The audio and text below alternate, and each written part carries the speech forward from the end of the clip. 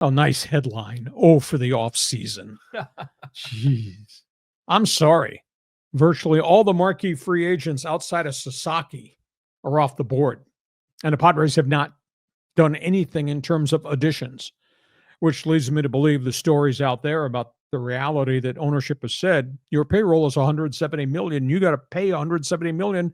And if you got to move people out of here to do it, you still got to spend 170 million. And that's why Jay Preller has not been able to do anything. Well, that's not quite correct. But these are the off-season acquisitions of the San Diego Padres. You recognize all those names, right? I think AJ Preller's done is he's got his boots on the ground. Scouts are everywhere. These are the guys that they've looked at that they're going to give opportunities to. Jose Espada is a pitcher came out of the Cardinals organization. He was in Japan last season with Yakult Swallows, 2.89 ERA. Hey. And the Padres found Nick Martinez and Suarez and Luis Garcia. So Espada did well there. Maybe he comes back here. Juan Nunez, Rule 5 draft pick, Orioles farm system. He had a 2.45 ERA in AA, but the Orioles didn't protect him. But he throws hard, but he's all over the plate. Padres will try to refine him. Maybe they found a gem there. Ike Huizi, Detroit. This guy had a 4.68 ERA, pitched in Mexico. Throws the hell out of the ball, but he's wild as can be. So those are the three pitchers from outside that they brought in. Now, the Padres must be of the opinion that they have enough depth. You remember names like Tom Cosgrove, Alec Jacobs, Stephen Kolek, Sean Reynolds, Johnny Brito. Those guys maybe come into the mix, and with a year in the system, maybe they'll find consistency. Maybe one or two of those guys surface that are going to give them the depth they need. But those are the only three pitchers the Padres have added so far. Yes, they're in the running for Sasaki, but if they don't get Sasaki, there's nobody left out there to get. And of course, they have not re-signed Profar, and that thing seems to be stalled because of the agent and the price tag. I'm not giving Profar pay hike from $1.5 million to $15 million, which is what Scott Boras wants. He wants 3 years, $45 million. The Padres have signed Oscar Gonzalez, who? Outfielder, Cleveland Indians. Now has hit for power. Hit 269 this past season, part of the season Cleveland, part of the season Yankees. Hit 13 home runs at the major league level. They just signed Moises Gomez, Cardinals.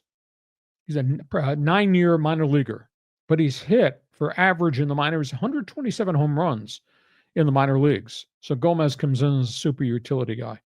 They signed Jan Perlaza, second baseman, Chicago Cubs. 272 last season, hit 27 home runs in the minor leagues, super utility guy. And they signed a first baseman from the Giants, Trenton Brooks. He spent 8 years in the minor leagues. Unfortunately, in the major leagues, he hit 130 for San Francisco. But as a power hitter in the minors, he's done very well. Those are the guys that the Padres have added. That's a really mean headline that you posted, for the offseason, but that's the truth. But you have to trust them because they found guys that turned out to be really good acquisitions, whether it's the pitching rentals from Japan or whether it's the Solanos and the Peraltas, the guys off the bench last season. Am I disappointed? Yeah, that they're 0 for the season so far because I thought they would have done some things, and maybe there's still trades to come. And they've still not solved the dollar value of what they're going to do with Dylan Cease in terms of price and what they're doing with Michael King. And those guys have to be re-signed. And to your point that you made just 5 minutes ago, damn, the National League West looks tough. Yeah. Based on what the Dodgers and the Diamondbacks have just done.